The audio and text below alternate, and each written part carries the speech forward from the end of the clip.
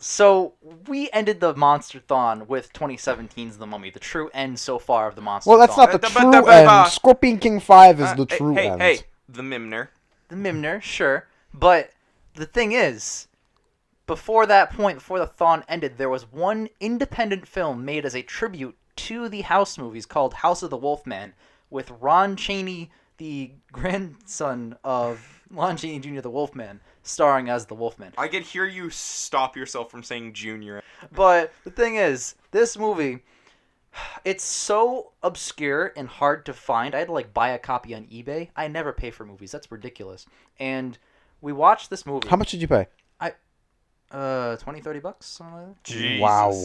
Copies are hard to find. I can't find it anywhere. Dude, my DVD copy of Premium Rush was cheaper. Yeah, it's because it's a regular movie that's available anywhere. Yeah. This movie experience, going into it, I expected something to be a little bit different than the House movies in the sense that in the House movies, the monsters barely ever, if at all, meet each other. Yep. Mm-hmm. I'm going to flat out say it.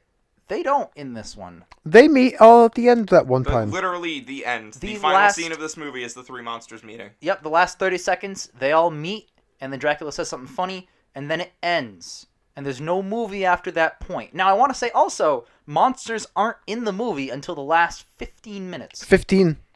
I think it's 10. Might be 10, 15. He changes. The final third of the movie is when all the monsters show up. Yep. But the movie's only 3 minutes, so. The rest of the movie to that point is just people talking about their backstories. So let me start with this. Yep. We obviously have more negatives than positives, so why don't we start with the positives? All right. All 2 of them. The set was really convincing. The set is beautifully designed. And some of the makeup is good. Yeah, I think the Wolfman makeup is gorgeous. Yes, the Wolfman makeup's pretty good. Part of Frankenstein is good. Dracula looks kind of like Dracula. The actor who played him is probably the best actor. Michael Thomas. Yep. He's in it. He's not in it nearly enough.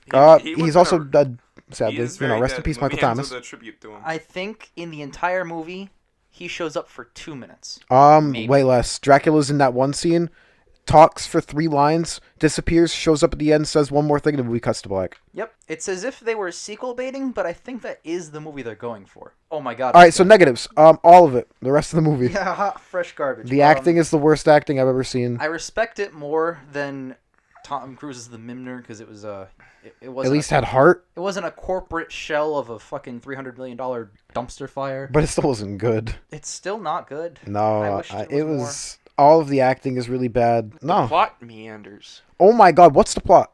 The plot is 5 people are invited to House of the Wolfman because one of them will be named the heir to the Frankenstein fortune. They're all Frankensteins. They're all related. Does that ever get resolved? Nope. Nope. The Wolfman just transforms.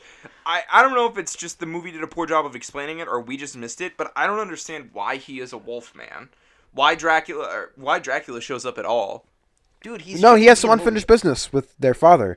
I'm sorry. That's what he said. One line of dialogue does not cover up why he's barely in the movie. Oh, I'm well aware. Or why he appears just then. Or why he appears at all. Or if he is just there in a cameo, which he kind of was. Why is he on the fucking poster? Yep. That's the big problem. To generate hype, Jake. You get this poster with all of the monsters on it. Remember when Frankenstein fought the Wolfman in the poster? Do you remember the poster for Creature 3 where he's as tall as the Golden Gate Bridge? Yeah, that was pretty funny. But in any case, the Frankenstein fought the Wolfman in this. First of all, we've seen Frankenstein fight the Wolfman plenty of 3 times. 3 times, separate times. And better every time. And better every time. It gets better as it goes along. It just gets shorter and shorter, oddly enough. Yeah. But if you have the opportunity to make them fight in this, do something that we haven't seen. And I swear to God, it's beat for beat the same fight in the same place. Yeah, it's really sad. It's the one thing that they did differently was that the Wolfman perched on something for like half a second. Yeah, he tricked him because he's dumb. Yeah, because he's dumb. Frankenstein's monster has no characterization. He just shows up to fight the Wolfman. It's so sad because he's the one that's the most easy to characterize. He is the easiest one to sympathize with, and there's nothing.